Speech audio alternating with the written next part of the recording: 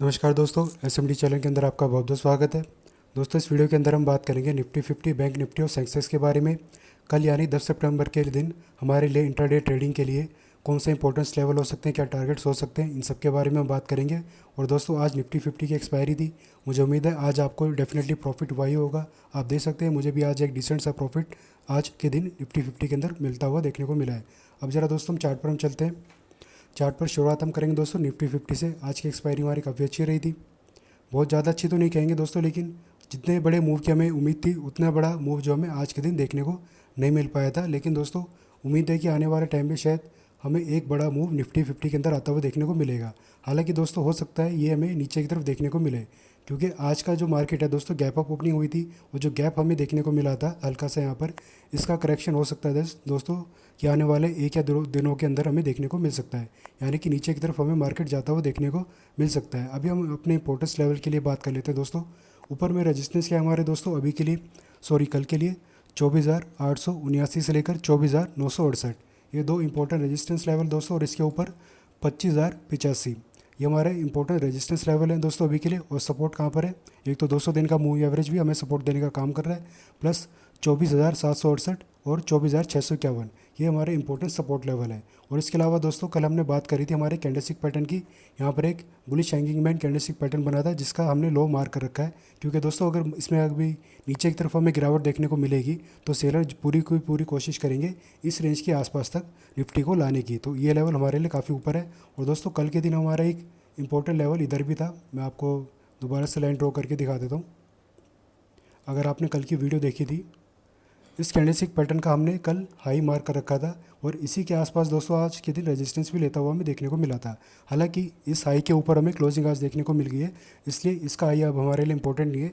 लेकिन जो हमारा रेजिस्टेंस है दोस्तों 24,879 का, ये रेजिस्टेंस अभी हमारे लिए फ़िलहाल काफ़ी इंपॉर्टेंट है। तो दोस्तों, इन लेवल्स को आप जरूर नोट करके रखिएगा, कल के दिन आपके लिए बहुत ही ज़्यादा इंपॉर्टेंट होने वाले हैं। और इसके अलावा अगर हम कॉल और पुट के डेटा को देखें दोस्तों, ऑप्शन चेन के डेटा को, ये 16 सितंबर की एक्सपायरी का डेटा है दोस्तों। यहाँ पर पुट साइड के अंदर शॉर्ट बिल्डअप देखने को मिल रहा है और कॉल साइड के अंदर long position plus short covering हमें देखने को मिल रही है, जो कि इंडिकेट कर रहा है दोस्तों कि एक नीचे की तरफ आगे एक गिरावट हमें आती हुई निफ्टी के अंदर देखने को मिल सकती है। यानी कि कल के दिन अगर ओपनिंग हमें गैप अप ओपनिंग देखने को मिल गई या सेम लेवल के आसपास ओपनिंग देखने को मिलती है और मार्केट कल अपने रेजिस्टेंस के पास जाता हुआ हमें देखने को मिलेगा, तो यहाँ से हमें एक सेलिंग देखने को मिल सकती है। क्योंकि दोस्तों, जो हमारा सेकंड रेजिस्टेंस है 24,968, यहाँ पर ऑलरेडी एक बड़ी सी रेड कैंडल बनी थी, आपको याद हो कुछ दिन पहले। यहाँ से एक हैवी सेलिंग हमें आते हुए देखने को मिलेगी। अगर इस बार दोस्तों बड़ी सेलिंग हमें देखने को मिलती है तो नीचे में जो हमारा सेकंड सपोर्ट है, यहाँ तक हमें निफ्टी जाता हुआ देखने को मिलेगा। और ऐसे में दोस्तों, कल अगर ऊपर की तरफ हमें निफ्टी जाता हुआ देखने को मिलता है तो आरएसआई भी हम स्ट्रैटेजी अपनाएंगे।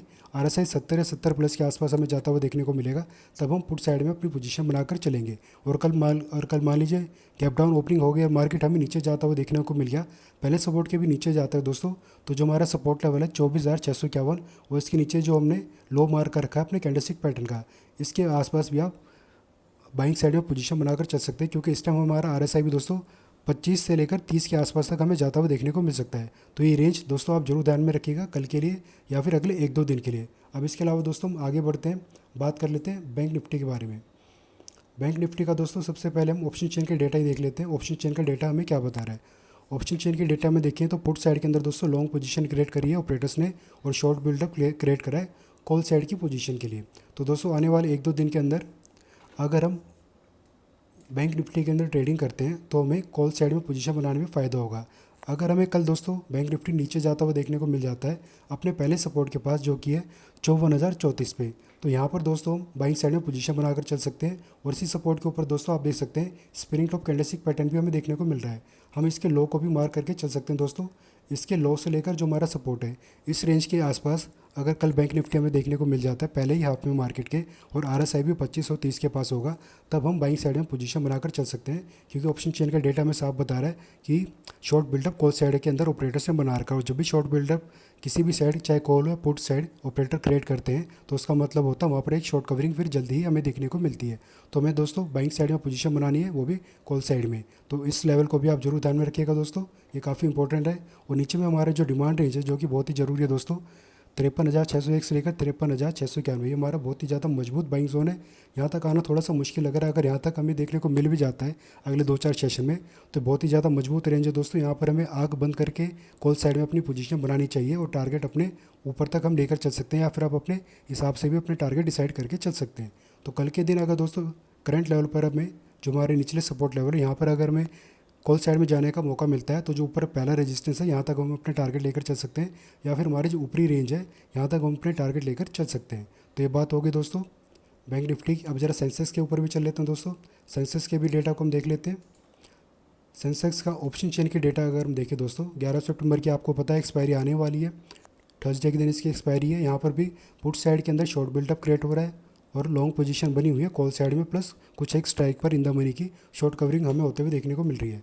और दोस्तों जो सेंसेक्स के हमारे इंपॉर्टेंट लेवल है, जैसे कि रेजिस्टेंस लेवल है 81,085, इसका अभी तक कुछ खास ब्रेकआउट हमें कंफर्म होता हुआ देखने को नहीं मिल रहा है, क्योंकि इसके ऊपर हमें बेशक क्लोजिंग देखने को मिल गई हो, लेकिन दोस्तों ये रेजिस्टेंस अभी भी थोड़ा सा मजबूत रेजिस्टेंस दिखाई दे रहा है। अब कल का सेशन देखते हैं दोस्तों। अगर इसके ऊपर जाकर अगर यहाँ पर सपोर्ट लेने का काम करता है, मान लीजिए थोड़ी सी गैप अप ओपनिंग होगी और जब ये नीचे की तरफ गिरता हुआ आएगा, अगर यहाँ पर सपोर्ट लेता हुआ हमें देखने को मिल जाता है सेंसेक्स कल के दिन, तब हम मान के चल सकते हैं रेजिस्टेंस वीक हो चुका है और सपोर्ट देने का काम कर रहा है। हालांकि दोस्तों इसके नीचे 200 दिन का मूवी एवरेज भी हमारा, जो कि आज के दिन हमें थोड़ा सा सपोर्ट देने का भी काम करता हुआ देखने को मिला था। और इसके अलावा दोस्तों जो हमारे इंपॉर्टेंट सपोर्ट लेवल हैं वो है 80,781 से लेकर 80,525, प्लस बीच में हमें थोड़ा सा गैप भी देखने को मिल रहा है, जैसे कि हमें निफ्टी 50 के अंदर भी देखने को मिला था।